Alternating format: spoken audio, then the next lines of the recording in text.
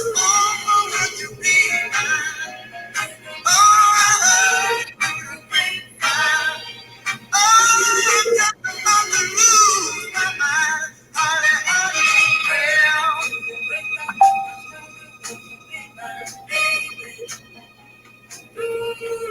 I know a man ain't supposed to cry, but these tears I can't hold inside. Losing you would make my life, you see. 'Cause you mean that much to me. You could have told me yourself that you love somebody else. Instead, I heard you the great time. Not much longer would you be mine. Oh, I heard you the great time. And I'm just about to lose my mind.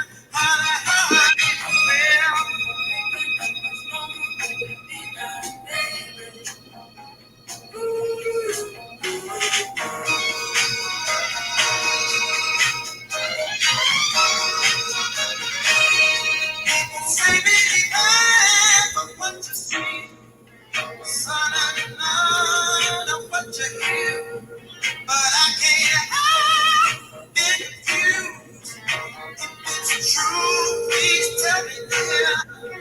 Do you let me go for the other guy you love? Don't you know I heard it through the grapevine? I'm not sure what you mean by maybe I heard it through the grapevine. Ooh, just about to lose my mind.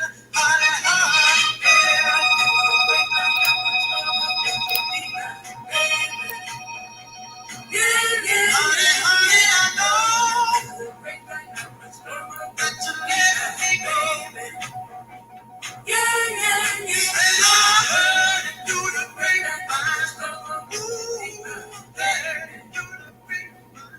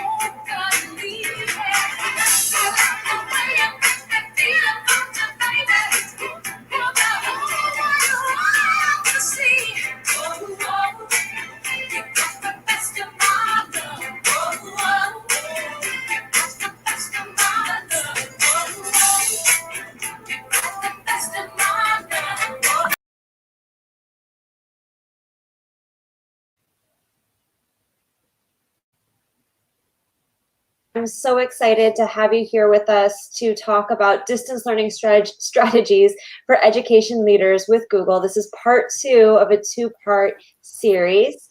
My name is Jennie Magiera, and I am the Global Head of Education Impact here at Google. And I'm really excited to be joined today with Sandra Chow who is the Director of Innovation and Digital Learning at Keystone Academy in Beijing, China. And we might be joined soon also by Carlos Galvez, who's a Google certified innovator and trainer from Saigon South International School in Ho Chi Minh City, Vietnam. It is about, I think, 3 or 4 a.m. his time and around 5 a.m. Sandra's time. So quite early for them both. Carlos is trying to make it in, and we'll see if he joins us before our broadcast is over. Until then, I will be sharing his answers remotely. But thank you so much, Sandra, for waking up at the crack of dawn before the sun to be with us today. No problem. Thanks for having me. Yeah, so we'll jump in just a moment, but I want to share with our audience a few things before we dive into our conversation. The first is that this is a series of EDU on airs. Normally, Google for Education does these about once a month, but given the current climate of what's happening in the world, we wanted to increase our supports to educators and make sure we were being responsive to your needs. So we've done that in a few ways. One is by having this much more frequent series of professional learning experiences for you to tune into. And the second is by curating and compiling distance learning supports and professional learning materials for you in one of two places. The first is our COVID-19 education resource page. You can see the link here at the bottom of the screen, or if you're listening to this EDU on air and you're not watching it, you can go to goo.gle, so goo.gle/EDU resource page. And that will get you everything from distance learning trainings like these, archived EDU on air webinars, trainings on how to use our products, and more information about how to leverage G Suite and Chrome tools to enable this e-learning pedagogy that we're all trying to get into. It's filterable, it's a great site, and it really takes you on a deep dive in these distance learning resources. Now, if that seems a little bit daunting to you and you're like, wow, this is a lot of resources, this is so much to look for, we also have a very simple page that we launched today. This is a partnership between UNESCO and Google called Teach from Home. And this site is a very simplified, easy to access site with just really quick entry-level resources around distance learning. So our suggestion to you is, if you are working with someone who is brand new and is really intimidated by the concept of virtual learning, distance learning, start with Teach from Home. If you're working with educators who are feeling a little bit more comfortable with it and want to dive deeper, maybe you're an education leader who's watching this right now and you want to look for higher level resources, then you'll want to look at the previous resource of the EDU resource page. Again, for that higher level content, it's goo.gle/EDU resource page. And for that simple, easy to dive in, very easy to access content, it's g.co/teach from home. So we have those two resources for you. And we also wanted to make sure we were being good digital citizens by naming the fact that all of these tools that are offered through G Suite for Education, including Hangouts Meet, support compliance with rigorous standards. Meaning, for those of you who are here in the United States of America, we comply with the FERPA, Family Educational Rights and Privacy Act, COPPA, the Children's Online Privacy Protection Act of 1998, the Student Privacy Pledge introduced by the Future of Privacy Forum, or FPF, the Software and Information Industry Association, and the ISO IEC 27018:2014 data standards. Long story short, we make good choices with data. We make sure we keep it safe. Your students' information is safe, and we do not put your children at risk. So we follow these local laws here in the United States, but for those of you who are tuning in globally, know that we hold ourselves to that very high standard to make sure all children everywhere maintain that high level of safety with all of their data. Now, with all of that being said, I want to dive into the questions that we have today. And I want to name the fact that we came up with all of these questions based on the fact that Carlos and Sandra have been going through this for a very long time. So on Tuesday's EDU on Air, we heard from a lot of education leaders. We had over 1,000 of you tune in live. Thank you so much for those of you who are on Tuesday's webinar and joined me. But we got a lot of questions for follow-up. So the questions that you're going to see here today are straight from all of you, questions that you were wondering and wanting to hear more from education leaders like Sandra and Carlos, who have been going through this for some time. They're going to share their wisdom, their experiences, and things they've learned. And I'm going to fill in with some ideas and some strategies that I've heard crowdsourced from around the globe from others who are trying to lead their communities through these struggles. So to kick off, Sandra, woof, you're in Beijing. You guys started way before all of us in closing schools and trying to respond and maintain, contain the spread of COVID-19. So how long have you been out of school, and what have been your biggest challenges? Well, we just finished number 7, so lucky 7.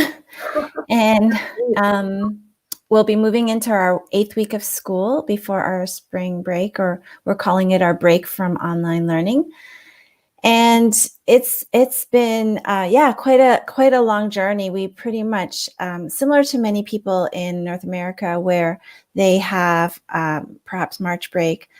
We were on our Chinese New Year holiday when this started, and just right away found out that things were getting really bad, and we would probably have to end school. So like many people, we scrambled and right away kicked into adrenaline mode and started planning for this. So I think the biggest challenge has been how socially, emotionally draining it's been. Running on adrenaline can work for a short period of time, but now that we've been in it for 7 weeks now, most people are at the fight or flight mode, and it's really tiring. And online learning is not easy. There's many long hours, and it's draining, and you have many demands from different stakeholders who are asking for things because they too are in fight or flight mode, and everything feels like an emergency, and it's hard to balance whatever you're doing at home with your children who are also on online learning, and balancing homeschooling with them as well as doing your job. And honestly, I feel like sometimes the biggest challenge is my own desire for perfectionism, and I have to overcome that sometimes, that things do not need to be perfect. They just need to be done. Yeah, and Carlos, wrote in as well that his biggest challenge, he's also in week 7, so lucky 7 for both of you. And as I said, Carlos is in Ho Chi Minh City in Vietnam. So, you guys have both been dealing with this for going on 2 months now. And he said, echoing a lot of what you said, but added to it ambiguity, just not knowing when are they going back. You said you don't know when you're going back to school. You've heard everything from April to the end of the year. And Carlos was saying the same thing. But, when we were chatting before we went live, you had some ideas on how to handle like that internal like desire to be perfect and have everything be perfect before you do it. And then also to handle the ambiguity. Can you share that with the leaders who are joining us today? How can they handle that? Yeah, and I think as a leadership team, we've been really leaning on each other because everything is ambiguous, and everyone's leaning and looking towards us for guidance. And I think as a leader, you have to be honest with people. And as a teacher, you can be honest with your students. You don't know what's going to happen, but that's okay. And we'll work through it together. And I'll be as honest and upfront with you as soon as I get the information. And that helps people to know that you're being honest and upfront with them, that you're not trying to hide information. You're trying to be vulnerable and share what you can as soon as you get that information. And I think that already helps calm people's hearts to know that you're being truthful with them. And then the other piece is I was sharing with another educator that it's very much like the design thinking model, where if you can go more into agile mode and not think of having a perfect product come out right away, just go for the minimal viable product in everything that you can do, whether it be your lessons. You're like, okay, well, this might not be the perfect lesson, but let's just put it out there, see how it goes. Oh, well, let's tweak it. Let's make it better next time. Let's add to what I've already learned. Or even your online learning plan, as some of you are already learning that you need to have one. You put it out there. It's not perfect. I think we're probably on online learning plan number 107. Yeah. I love that. When I first reached out to you and to Carlos, I got all of these other great examples and exemplars from Asia of tech directors, principals, heads of school who were sending me their distance learning plans, and they were all Google Docs, and they were sharing with me the revision history. It was, you're right, there were like umpteen iterations on it from what they thought it was going to be like until then. And at that point, you guys were only in like week 4 when I first started talking to folks. So I think that's great advice. Like, don't don't wait for it to be perfect to begin, and know that you're going to iterate over and over again, and be frequent with your communications so that your staff doesn't ever feel like you're holding something from them. Really great advice. Next up, one of the things that a lot of folks were wondering as they were digging into this was trying to figure out how do you create and maintain a positive distance learning culture for your staff and community?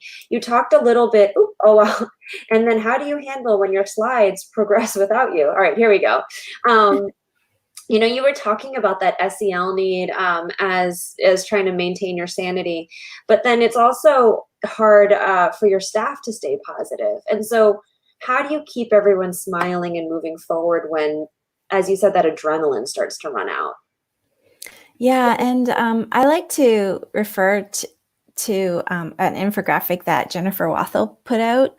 And if you have a chance, go to her Twitter handle at Jennifer Wathell, Wathall. But she has this wonderful infographic that highlights stages of e-learning programming. And I think when we saw this, she posted it like March 6th. When we saw this helped so much because we were experiencing this idea of different stages of e-learning. And she has a survive mode, strive mode, thrive mode, and then arrive mode. They're all Ives. But basically, the survive mode is that firefighting stage where you're just trying to figure things out. What digital tools should we use as a school? What LMS system should we look at? And you're just trying to figure out the basics just to get the program started. And so you're in surviving mode, and that's not a good place to be.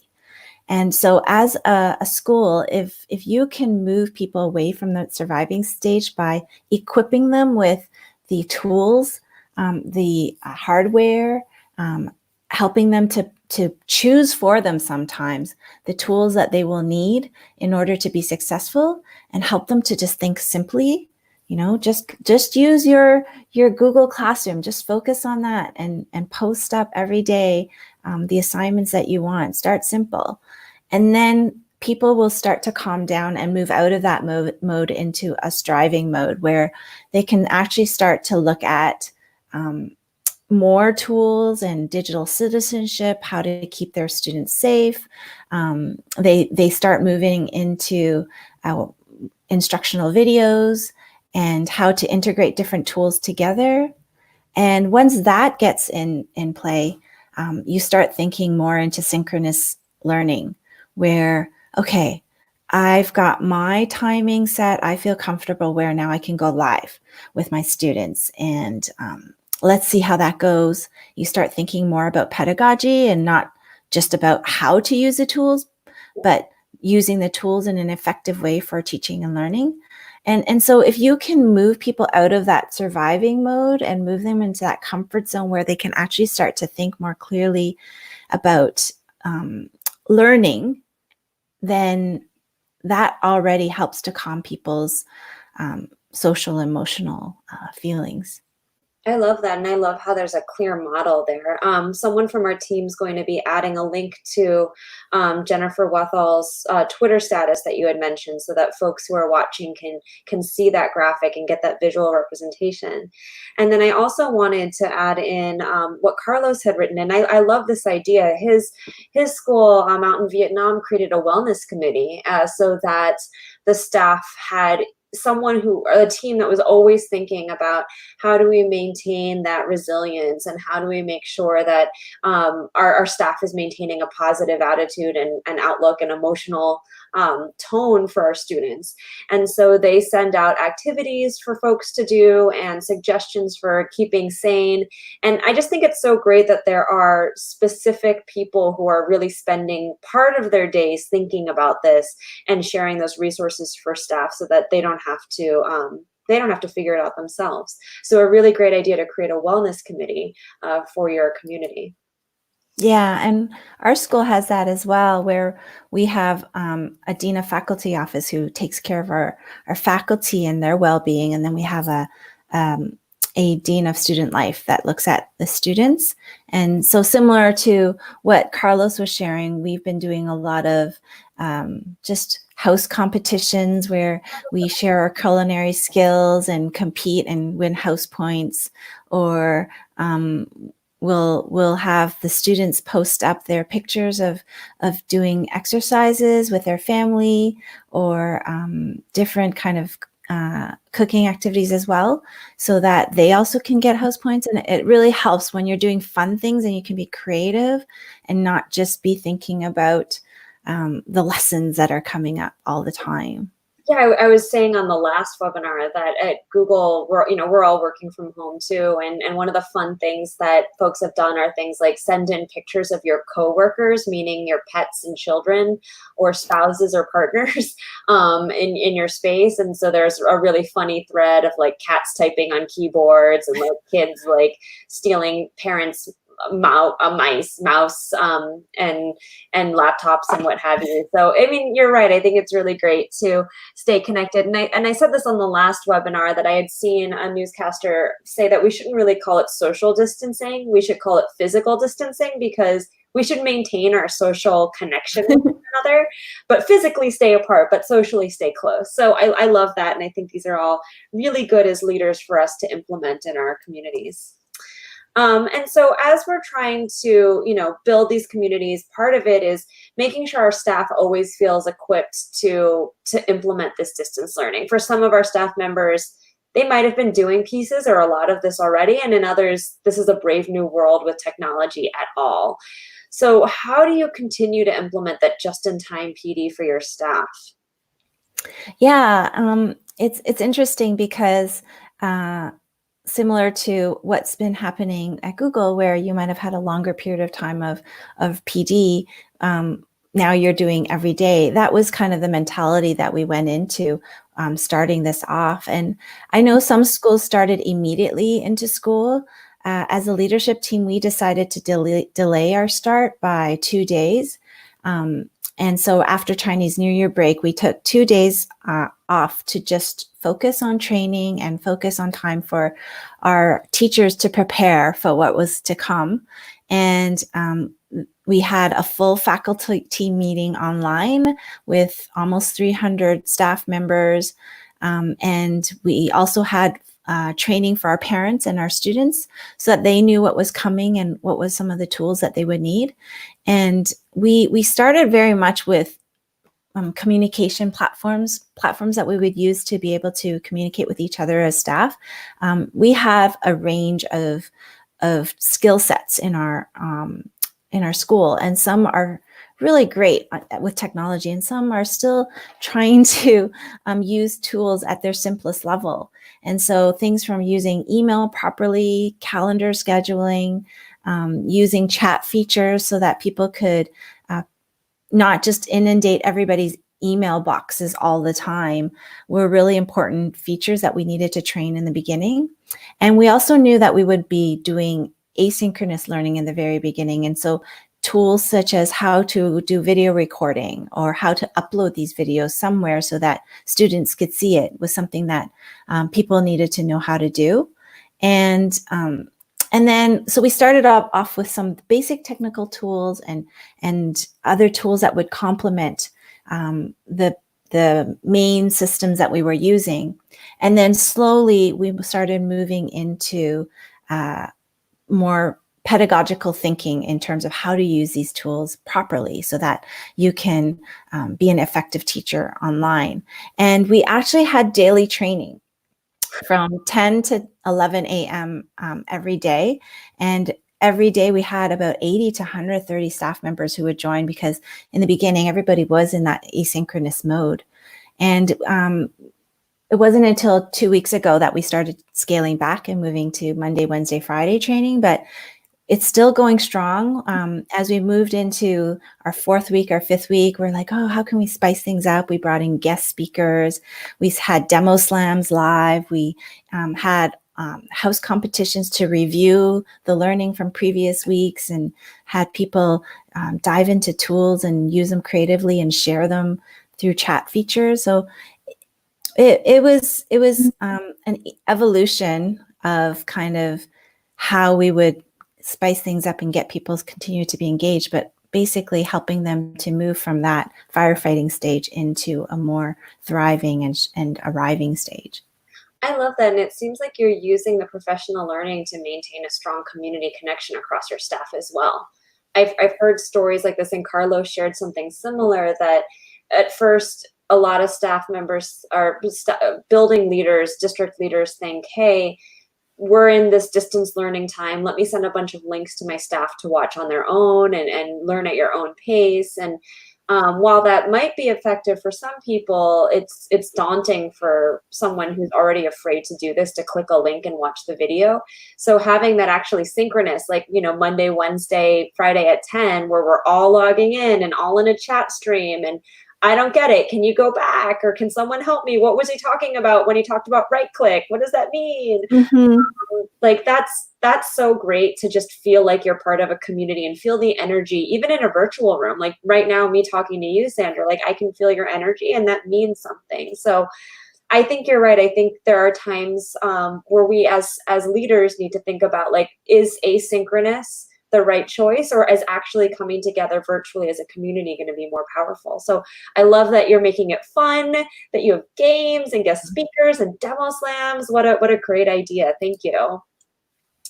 Next up, a lot of people are struggling with our youngest learners. They're starting to find their cadence. A lot of folks who've been out now for a few weeks are figuring out for grades 3 through 12 and higher ed, but our young learners who are just beginning to discover how to leverage text for communication, they're having a hard time with how to support them. Do you have any tips for how we can reach them? Yeah, so our school decided to use Seesaw as a platform for our elementary school. So we're a K to 12 school.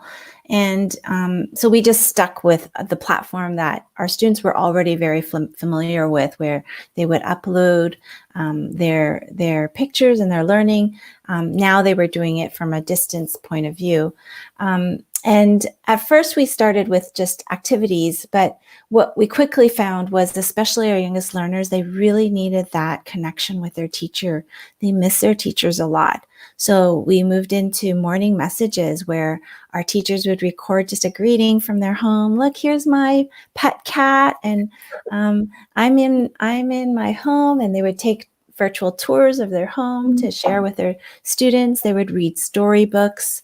And eventually they moved into inquiry kind of activities where they would share a provocation. Oh, look, here's a picture of a food item, and I want you to go home and taste something, but blindfold yourself and experiment with the different types of foods and share what senses you're tasting, what flavors, oral language responses. So the nice thing with Seesaw is students can not only post pictures, but they can also speak and post videos.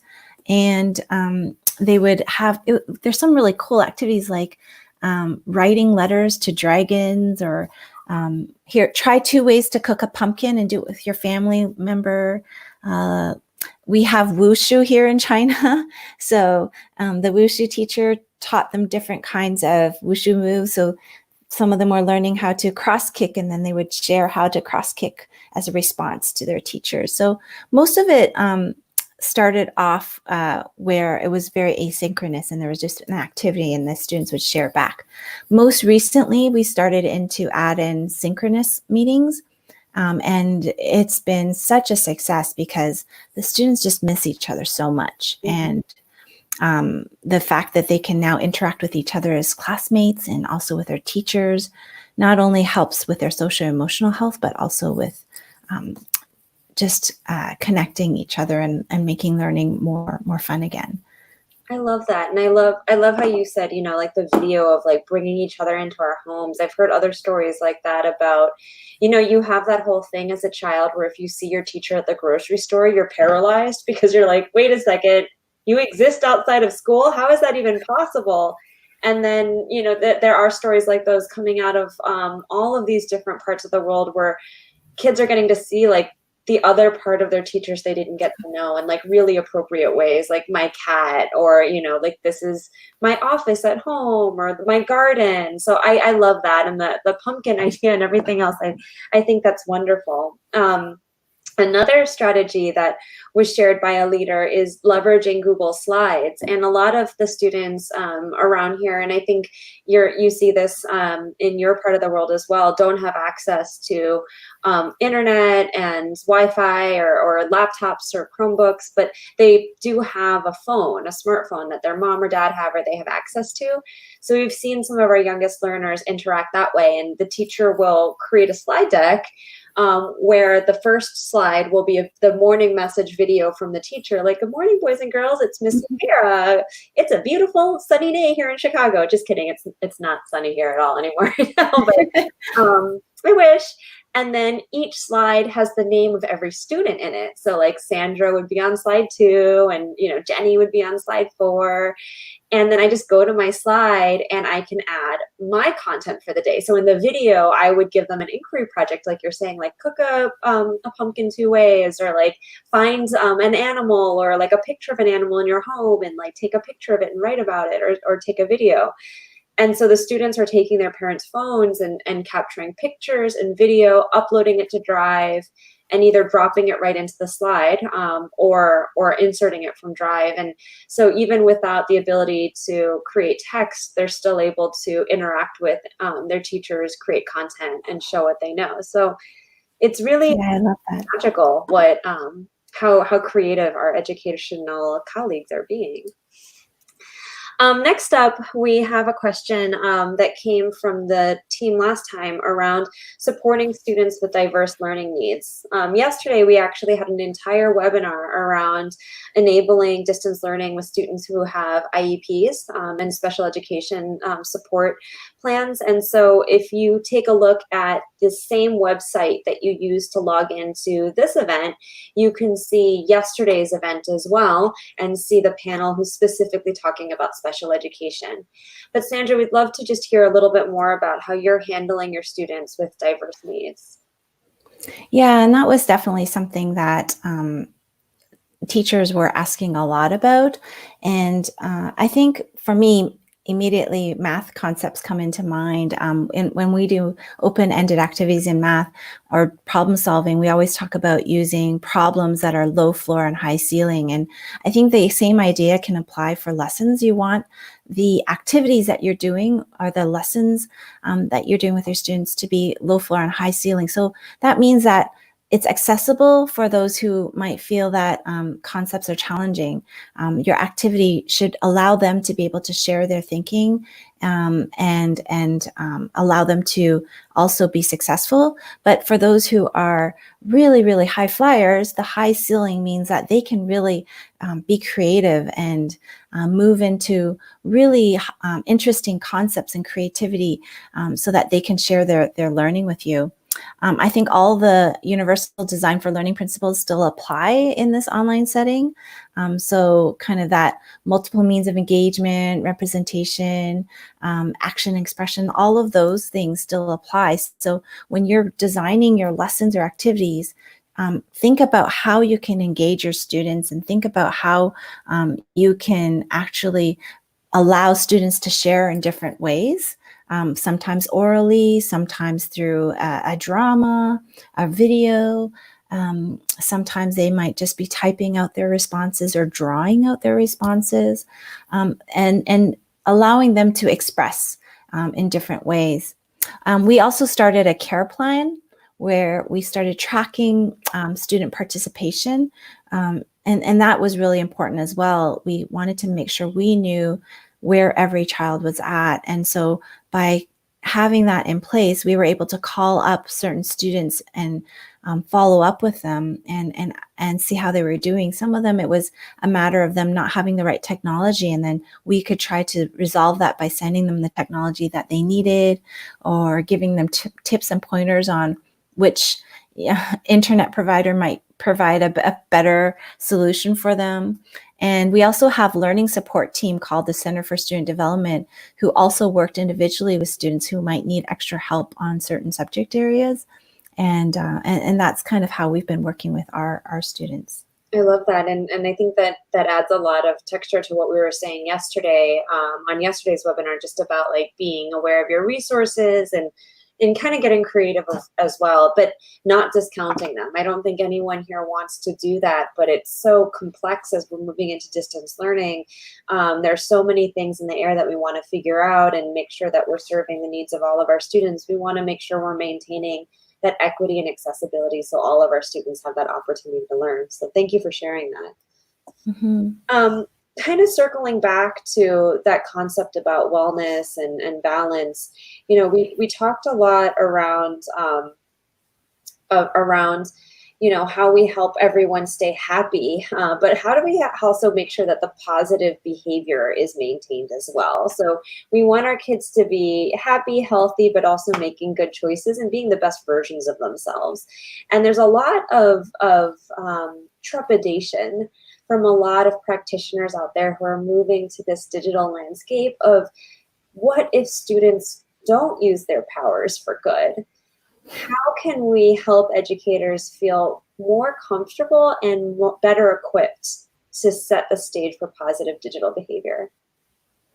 Yeah, and I think first off, like in any digital tools that we use, just anticipate that the kids are just exploring and trying new things. So when you first go into synchronous learning and they get to access chat rooms, be prepared that they're going to put in lots of emojis and lots of GIFs, and personally be prepared for that and know that's normal. But as you start, especially in the synchronous learning environment where the chats become more pronounced, having online essential agreements established as a class is really important. And so we've been having meetings with our students, and the first thing we start off with is we're so glad to see you, and we're really excited, but we also want to keep everyone safe. So here are some agreements we want to talk about first before we move forward. And we started off pretty strict. If you want to say something, raise up your hand. And we didn't actually have a raise up a hand mode in the tool that we were using. So they used a cat emoji. And if you want to speak, just post this cat emoji up. And then we talked about protocols for appropriate behavior, what kind of chat is appropriate and what is inappropriate. And, if you move down this inappropriate mode, this is what's going to happen. We're going to have to talk to your parents about it. And you might also have to talk to the principal about it. And then the kids are kids, like they don't want to get in trouble, and they will fall in line, and they will eventually just use the activities and the communication tools for good. They really just want to connect with their classmates because they miss them. We've been in it for longer, so our kids miss each other even more, and they don't want to lose that privilege of being able to connect with their classmates and connect with you. So helping them to understand that. And then the last piece was we also made sure that the students who went into an uncomfortable situation knew what to do if they ever were in that situation. So we made sure that if you ever have a conversation with anybody that makes you uncomfortable, this is who you talk to, and this is how you do it. And so we made sure that those protocols were made available to our students. I think that's so important to like create that culture of how do you get help and kind of engage the greater part of your community, your student body, to be setting the stage for what is acceptable and what they like, help them. I don't like the word of police each other, but hold each other to a higher standard. I taught, as you know, Sandra, in Chicago public schools for over a decade, and then was an administrator out here. And I remember the first time we brought one-to-one devices into our middle schools and high schools. There are a lot of four-letter words in the chat rooms, and some not so nice images that people were able to break through our firewall. I can feel the concern that families and educators are having, that without the firewalls of the school and a teacher to be looking over the screen, like are we putting these powerful tools in the kids' hands and setting them up for less than success. I will say that, as you said, Sandra, the vast majority of our students really want to engage positively with each other, with their educators in the community. And I think, to your point, if we set a norm as a community of what we expect and like create really clear expectations and what will happen if those expectations aren't followed through, I think that, to your point, the ship will right itself.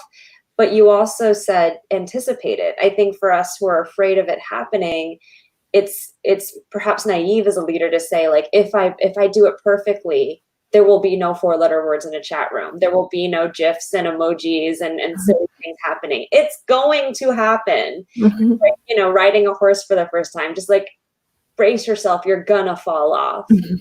And that's okay, because we can right ourselves and keep moving forward. So setting the systems in place, being ready for it not to be perfect, as you said at the very beginning of this EDU on air, and knowing what we'll do when inevitably things don't go the way that we'd hope, is right to do. The one thing I will put a plug in for, and I wrote this in my book, and I say this all the time to fellow leaders, is I really discourage people for responding punitively to poor choices by removing technology from students, when that's the best, and in this case only, way for them to learn.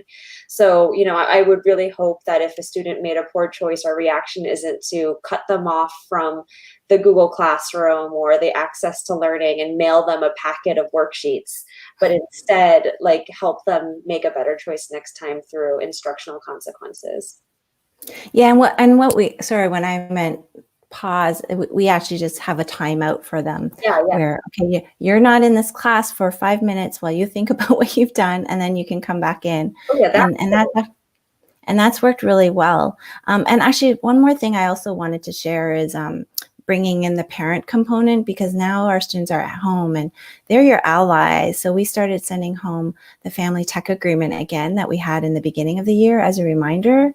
And Carrie Lee Beasley, as well as a friend of hers, put together something called Media Mentor Month, and we started sending that home as well as a tool in order to be able to share and work with their family about different ways to be just good digital citizens at home and using technology for good.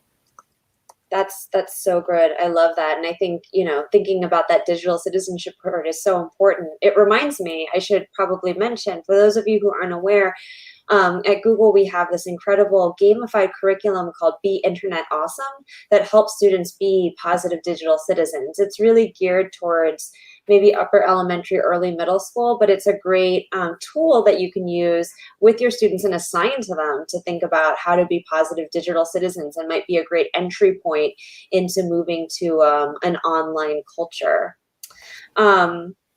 Okay, so next up we have a great surprise for you. As I mentioned, it's really, really early. Sandra, what time is it for you right now? 5:39 So a.m. It's 5:39 in the morning in Beijing, where Sandra is. It's an hour earlier than that, or Carlos is. I believe it's 4:39 a.m. in Ho Chi Minh City.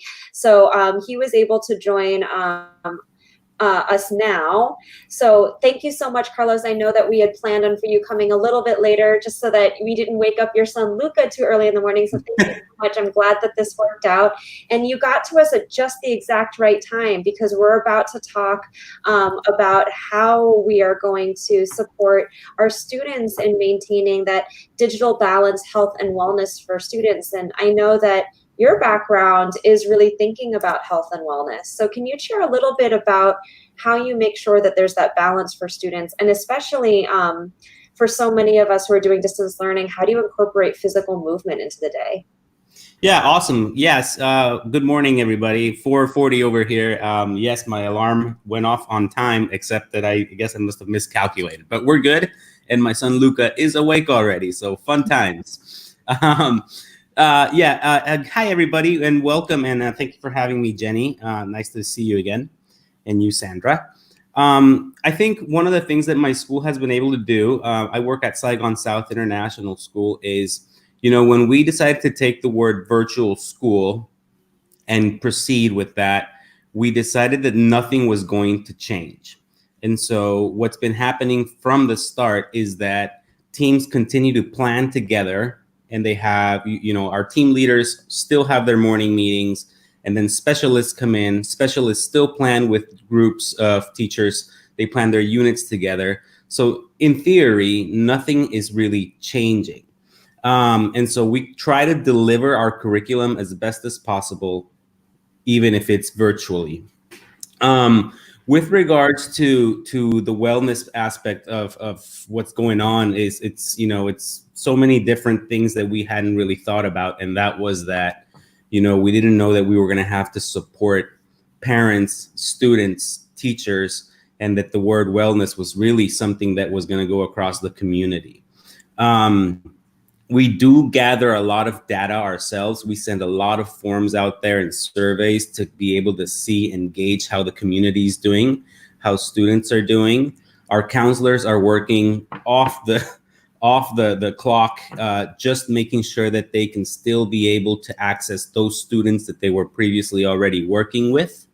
Our EAL teachers or ESL teachers continue to support the students who were on programs or plans already, and they're able to meet with them sometimes during conferences or when they plan with teachers as well.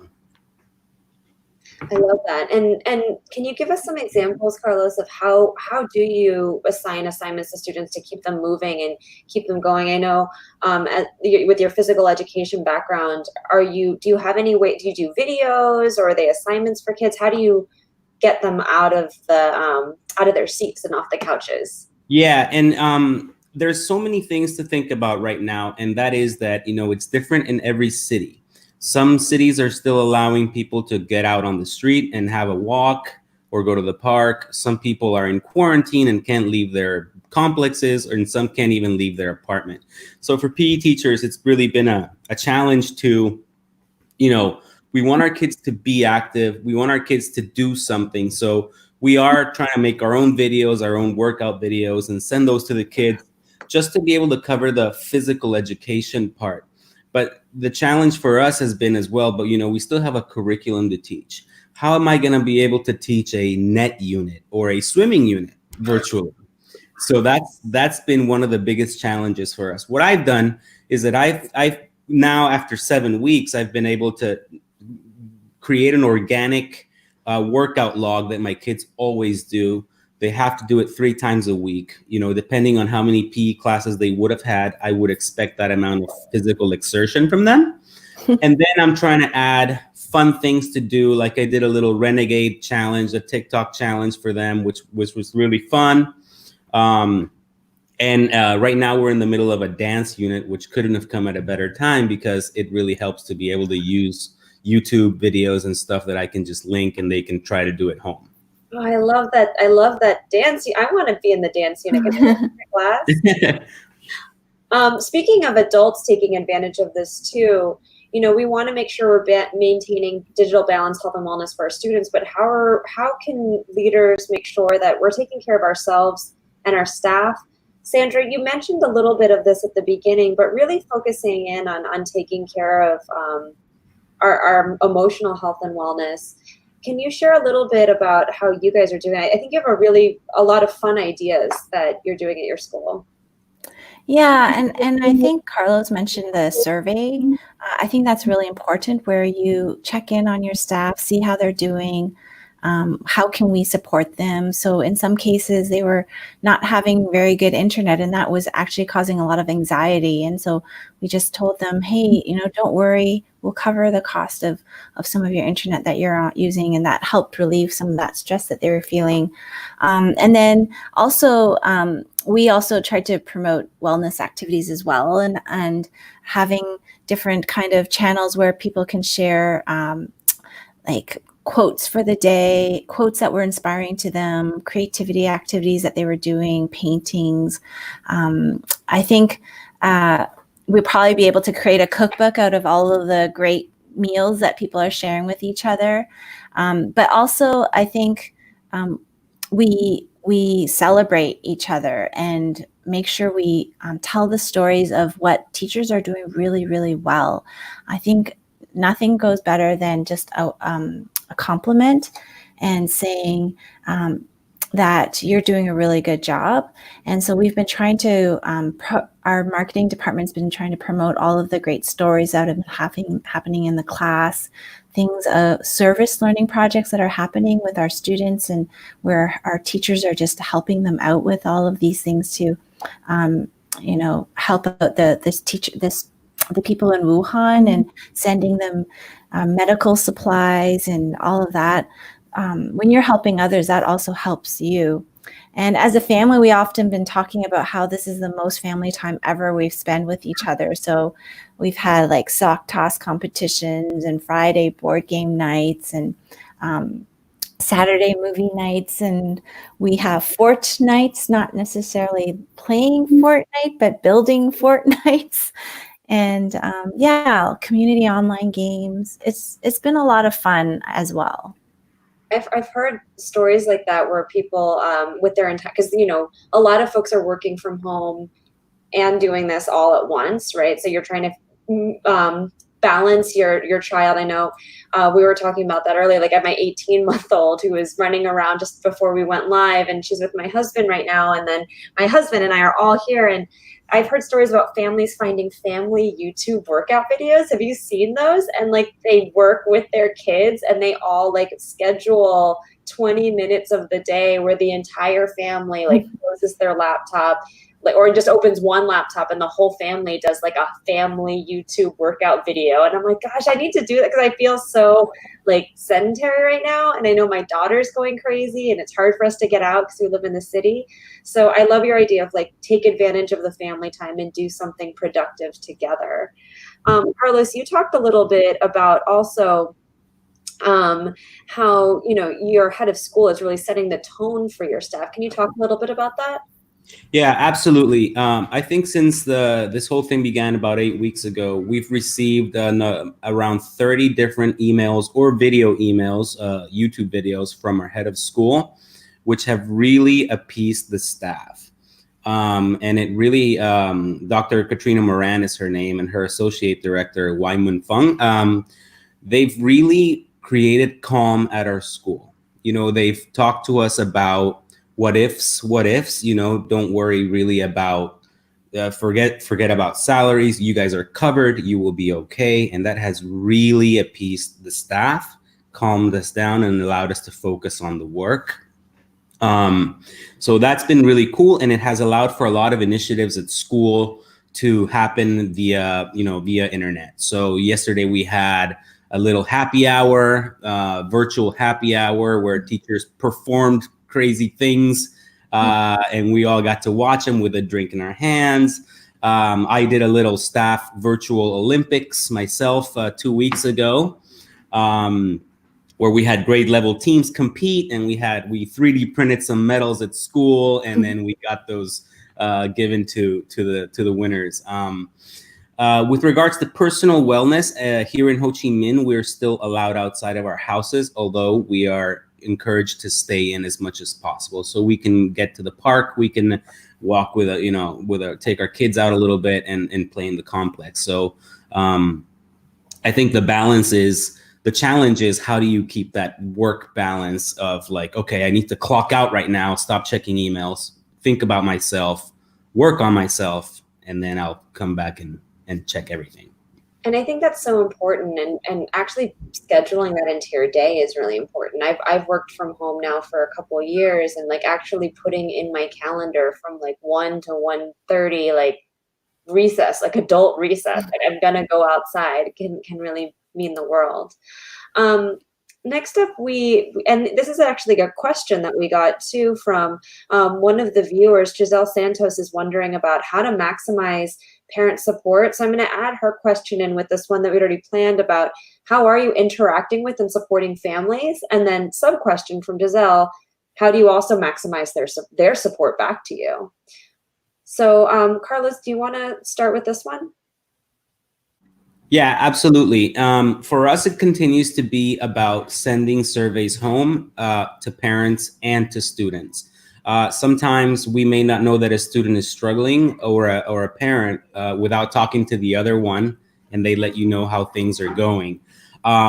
We for every teacher communication, there is a parent communication as well from our headmaster, and so that really keeps them informed, so they know what's going on. You know, when we first started, we were on a week-to-week basis. It was like, you know what, we'll be back next week, we'll be back next Monday, and then it was from week to week, then bi-weekly, and then finally they put us into an April 4th start. But at this point, we're not sure anyway. So I think good communication with parents, it will keep them at least informed, and it will appease them as well, just like our teachers feel appeased. Our parents have all the support they need. They can require help from our staff. They can access our counselors as well, and we do have all the support, you know, that their students could need. Sandra, how about you? I know that you're engaging with the PTA, right? Mm-hmm. Yeah, our different heads of schools meet with the PTA and the different representatives on a weekly basis and try to get their feedback and check up on things. And sometimes in decisions that we're trying to make, there's a lot of decisions that you have to make. Things such as when was our spring break going to be, and when will our school start, if it was starting, things like that.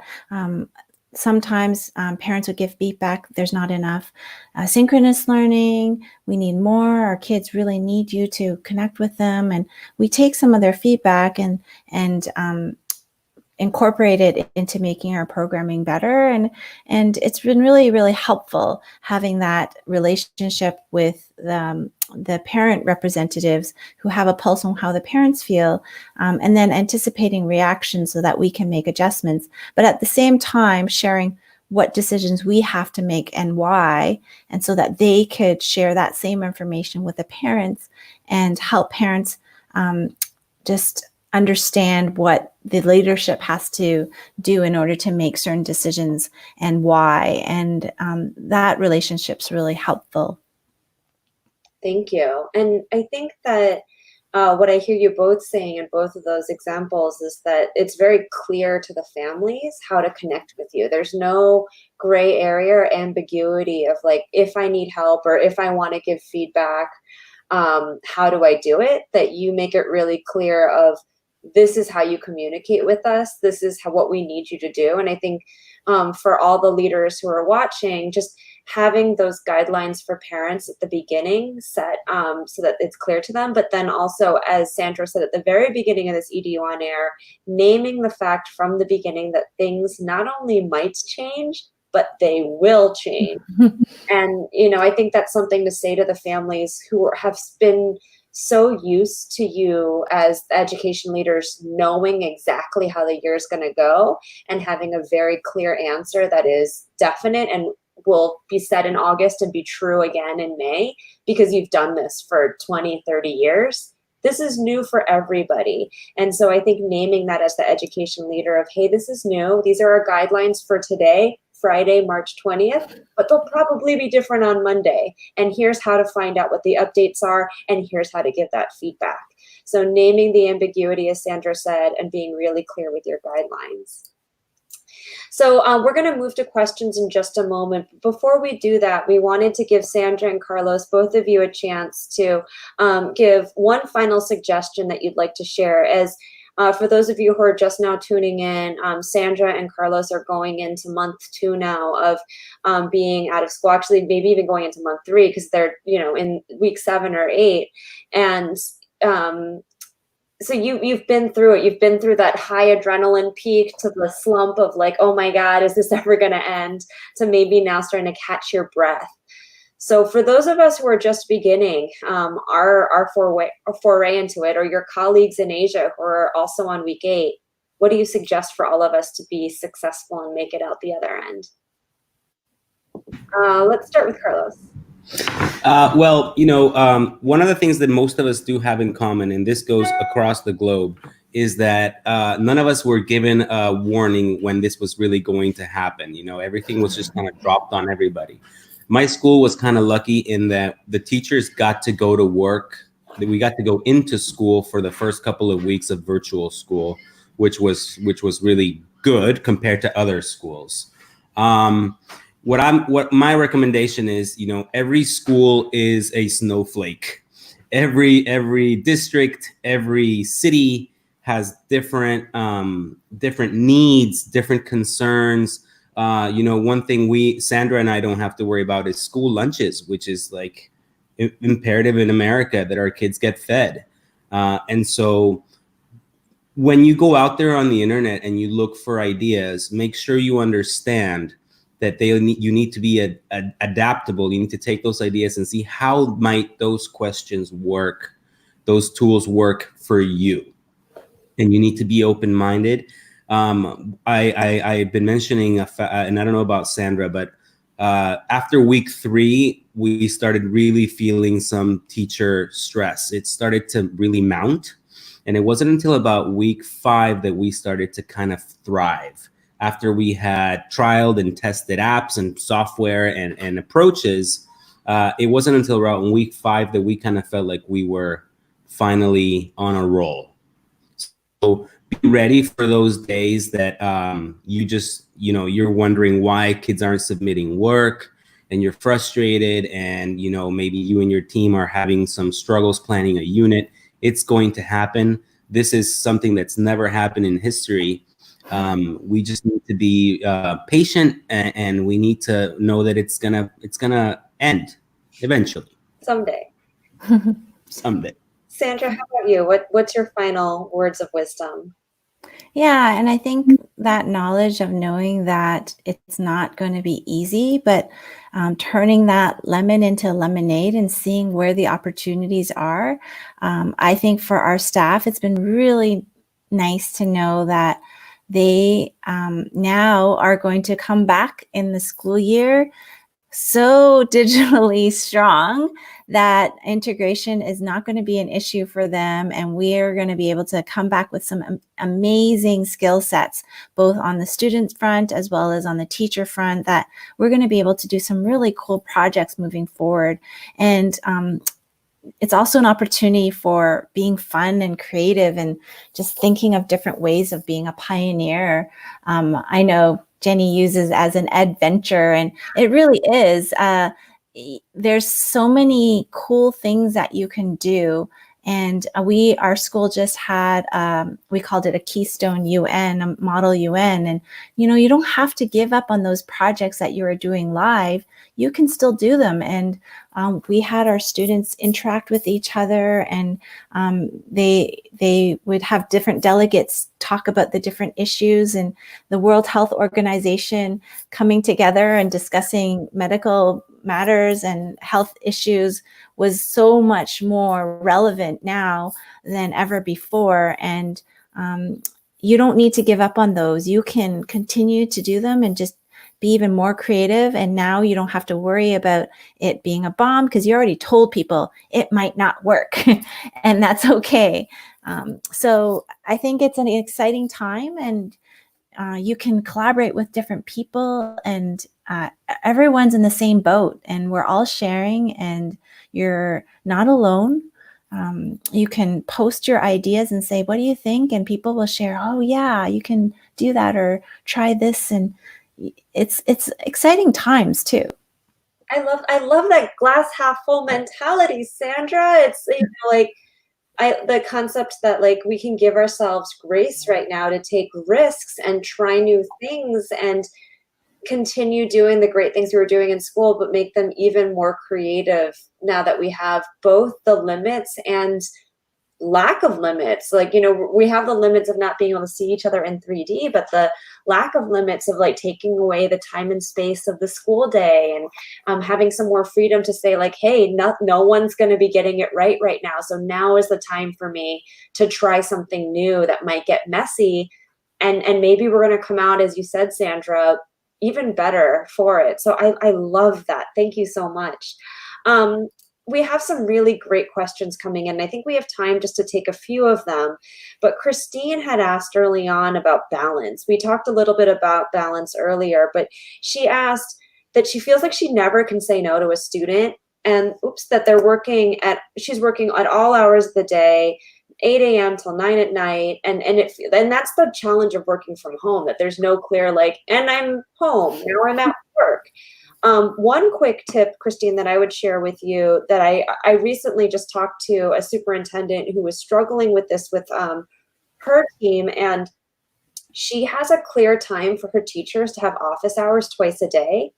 And that's when their students know they can ask questions. So if they have a child who only gets access to Wi-Fi at a certain time, they know and they can predict that the teacher won't be there to answer their question until like 10 a.m. or 2 p.m. The following day.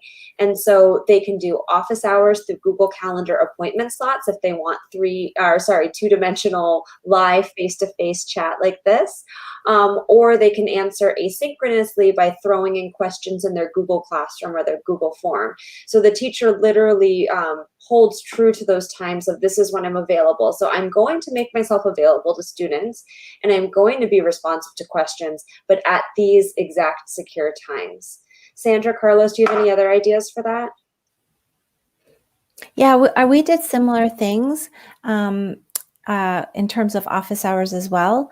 But I think a lot of it is you telling yourself that this will continue to be a huge demand, and there's no way to stop the demands coming in, and you just need to put yourself offline.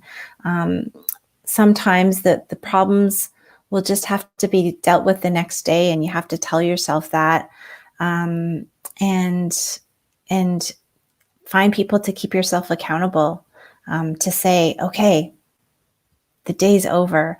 I know for me, my weekends have never been more my weekends. Like, I used to work quite a lot on the weekends, but online learning is so tiring that I sleep at 8 or 9, and then my weekends are just my time with my family now, because I'm just so zonked. And so sometimes your body just tells you that. Absolutely. And, we have to take care of ourselves, because as you said, we don't know when it's going to end. It will end. We're just not sure when. Okay, next up, we have a question from Glenda, who asks about, when you do have your synchronous, your real-time lessons, what time do you usually have them so that most kids can tune in? What time of day do you usually do your live lessons? And anyone, Carlos, do you want to take that one? Yeah, sure. And it, of course, it depends on the elementary, middle school, or high school campus. Because our goal was to try not to change anything from what we're already doing. Our middle school and high school are doing some of their classes online via Meet or Zoom at this point. And they try to keep their schedule. One of the biggest things that teachers are doing is that they are checking in daily with each of their students in their advisories. And they want to make sure that the kids are keeping up with the work, and if not, why and what challenges they're going through. For us, the elementary, however, has been a bit of just kind of teaching, we'll send you the assignment, you submit the assignment, and then we'll provide feedback for you. While we're trying to do our best to keep that schedule every day, clearly there's a lot of challenges, that we go through. We're actually trying to combine learning packets as well that parents can come into the parking lot and pick up, to balance out the virtual or online 100% thing. It helps. We learned about 2 weeks in that, or we forgot that our parents actually learned with worksheets. So for them, it's been quite better to keep track of their students' work with us sending some physical stuff home. And I think something else to that point about balance too, Carlos, I heard from another school in Korea that they keep their same schedule, like you said, but they record it all, so it's all living in a Google Drive so that people can watch it another time if they can't access it, if they don't have Wi-Fi at that time or there's childcare issues. And to your point, they, as often as possible, try to actually share the lesson plan with the parent, which you normally don't do in school, but they have PDF versions of a summary of what the lesson will be so a parent can follow along. I love that you're providing that extra access for families. Another question, Sandra, and then we're going to probably have to close up after this. Principal Lettergesh, and I apologize if I pronounce your name wrong, Lettergesh says, how do you gauge how long an assignment will take online versus in the classroom so that we make sure we're not overburdening our students with like more than 5 hours a day of instruction, accidentally assigning like 37 hours of content in a single school day? In general, just less is more. Most of our classes have been too much. And the feedback we got even from our parents, our Chinese parents, have been less homework, less work. Our students are not able to keep up, which says a lot when you've got your Chinese parents telling you less, please. And so in general, just think less is more. Your lesson planning is actually going to take longer than you think. A video that is 5 minutes is probably going to take you 2 hours to create as well as upload. And your assignments that you give out, if you think a student is probably going to take 20 minutes on it, likely will take them an hour. Some of them have different internet issues. So I've heard many stories where students might have finished their work, but it took them 2 hours to upload the work to the whatever platform it might be. So I think that's something to keep in mind as well. So definitely try it out yourself or have a colleague try it out, but less is more. And our final question, I'll take this one from Cindy Darden, is what tools and processes can teams use to plan lessons? As both Sandra and Carlos said, continuing your staff meetings virtually through Hangouts Meet is great. So you can have your math department or your grade 3 teachers all still meet virtually plan. But then, especially if you're using a platform like Google Classroom, we can kind of divide and conquer. So I can create our fractions lesson and invite my colleagues Carlos and Sandra into my classroom as co-teachers, and then they can duplicate that lesson into their classroom as well. So instead of me having to create 5 lessons Monday through Friday, we can each take one of them, because as Sandra said, it takes a lot longer to teach or to plan a remote lesson than it does in person. So that's just a quick answer for you, Cindy. If we didn't get to your question, we're so sorry. Please feel free to tweet it out or to share it in the live chat here, and we'll try and get to you after the fact. But you can also join us on Monday. Well, sadly, Sandra and Carlos will not be joining us on Monday. I'm not going to be mean and make them wake up at the crack of dawn 2 days, but I will be joined by 2 new colleagues on Monday as we explore social emotional learning and wellness during distance learning. I'll be joined by 2 SEL experts, Carla Tantillo-Philibert and Dee Lanier, who are going to talk to you about how to create that balance and wellness for your staff and for your students while they're spending all their time doing distance learning virtually. And we're trying to make sure that we stay healthy while we stay isolated, both mind and body.